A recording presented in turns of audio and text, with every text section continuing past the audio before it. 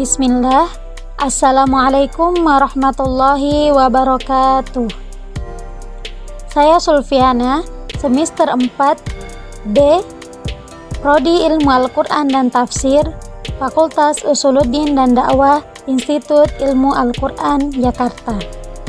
Tugas ini dibuat untuk memenuhi tugas UAS ujian akhir semester mata kuliah kajian kitab hadis.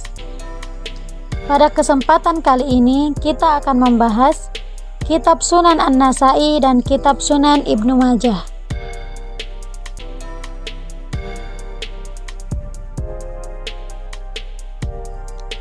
Sunan An-Nasa'i. Nama lengkap dari Imam An-Nasa'i adalah Abu Abdurrahman Ahmad bin Syu'aib bin Ali bin Sinan bin Bahr Al-Khurasani An-Nasa'i. Nama Imam An-Nasa'i dinisbatkan pada sebuah daerah bernama Nasa di wilayah Khurasan yang disebut juga Nasawi yang masih termasuk wilayah Khurasan. Imam An-Nasa'i mengarang kitabnya As-Sunan Al-Kubra, lalu beliau memberikannya kepada Amir Ramlah karena di dalamnya masih terdapat berbagai macam hadis yang teridentifikasi hadis sahih, hasan atau dhaif. Amir meminta beliau untuk menyeleksi hadis-hadis yang ada pada kitab tersebut dengan hanya memasukkan hadis-hadis yang sahih saja. Atas permintaan Amir tersebut, beliau berhasil menyeleksi hadis-hadis yang ada pada kitabnya sehingga melahirkan kitab yang disebut dengan As-Sunan As-Sughra. Oleh karena kitab ini berisi hadis-hadis pilihan, maka kitab ini disebut juga dengan kitab Sunan Al-Mujtaba. Penamaan kitab tersebut dengan istilah sunan yang bermakna kumpulan sunnah-sunnah. Kitab tersebut berisi sunnah-sunnah Rasulullah Shallallahu Alaihi Wasallam.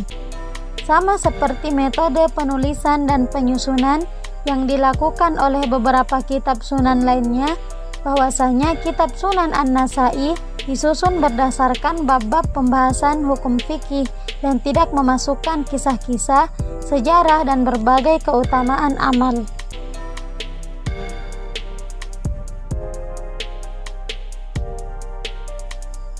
Yang kedua, Sunan Ibnu Majah.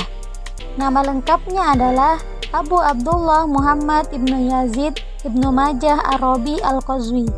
Beliau dilahirkan di Qazwin. Beliau mulai belajar hadis pada umur 15 tahun. Ibnu Majah melakukan rihlah untuk menuntut ilmu ke Mekah pada tahun 230 Hijriah. Selain ke Mekah, beliau juga pergi ke Basrah, Kufah, Baghdad, Irak, Syria, Mesir, Rai, dan kota lainnya untuk mengumpulkan hadis. Ibnu Majah banyak bertemu dengan ulama-ulama hadis besar lainnya di negeri-negeri tersebut.